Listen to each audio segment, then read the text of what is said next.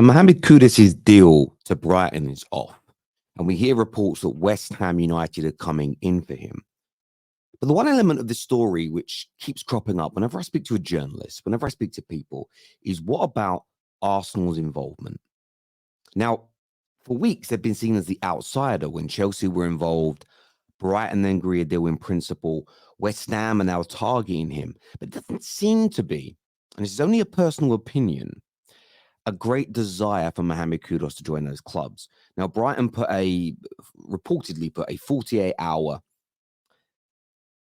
agreement on the table and said, sign this personal terms with us or agree to these personal terms in the next 48 hours or we're going to walk away. That's one report that I have read. There are some that say that Mohamed Kudus was demanding too much money. Him himself has come out and shot that down across social media by stating it had nothing to do with it. And my personal theory is this.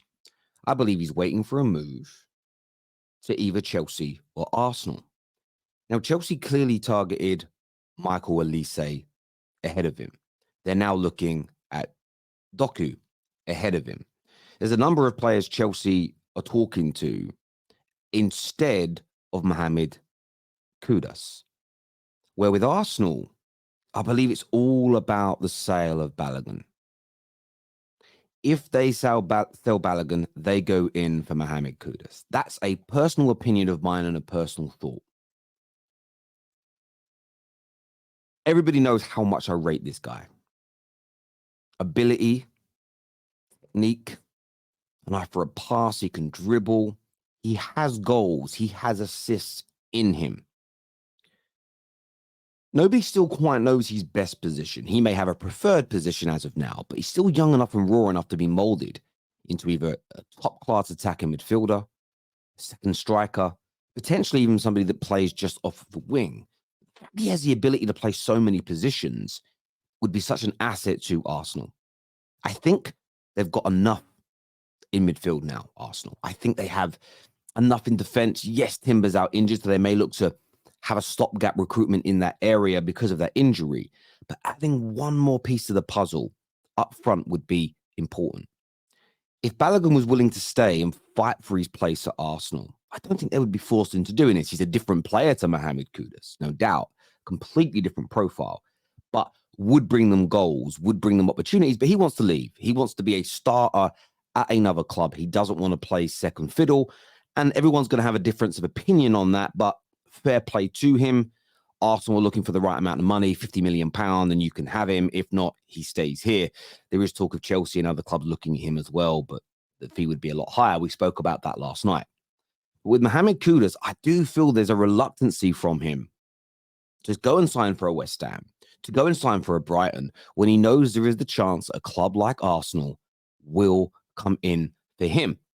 Now, I'm a Man United fan. I'd love this kid. Love him. And there's talk that Man United want another attacking player, but we have to get rid of more people.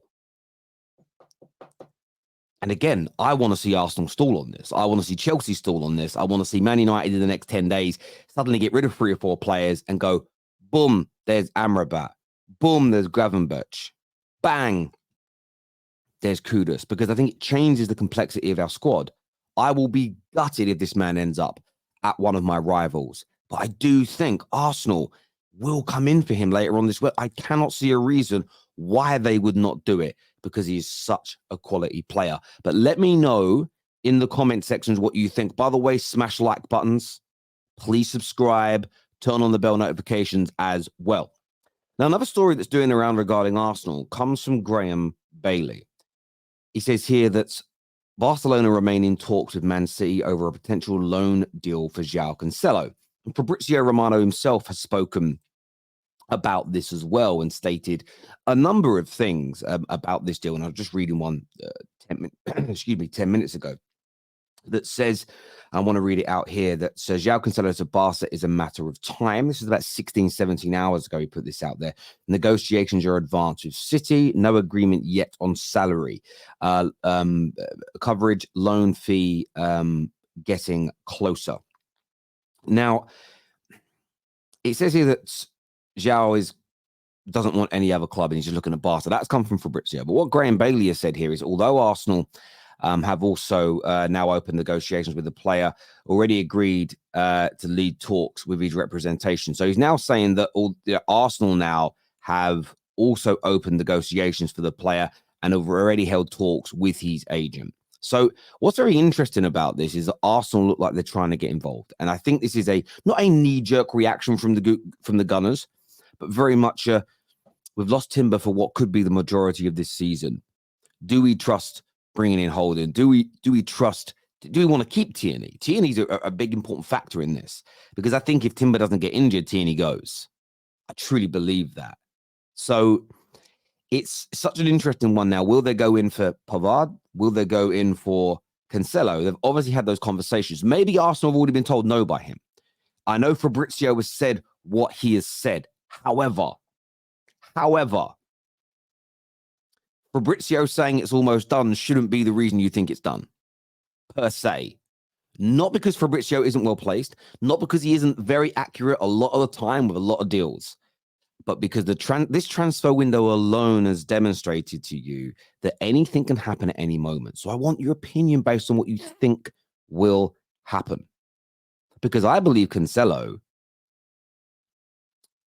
has got the bit between his teeth. A move to Barcelona is amazing. And we would all agree, and I think every Arsenal fan watching would agree, that historically speaking, Barcelona are a bigger club than Arsenal. Historically a more successful club than Arsenal, especially with what they've added to their trophy cabinet in the last 25 years.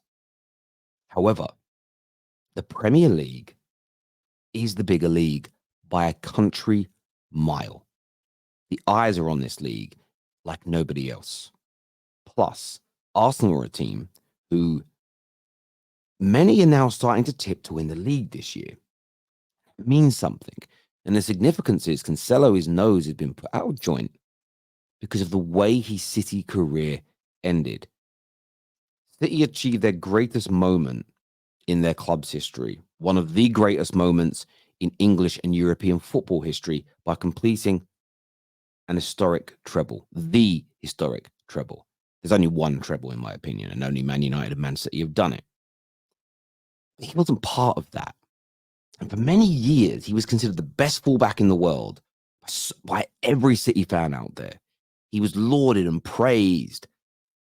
And just as City got to the peak of their powers, in his eyes, he was shafted. He was pushed aside. He was disrespected. And now a lot of City fans believe he's got attitude problems. He shouldn't stay at the club. They'd be happy to see him go. And they're entitled to think that. But Arsenal should be weaponizing this. Arsenal should be using that as a tool, a big tool, to say, listen, I know you want Barca. We understand the allure, but we want you. We want to bring you into an Arsenal team. We want to utilize your skills, your know-how.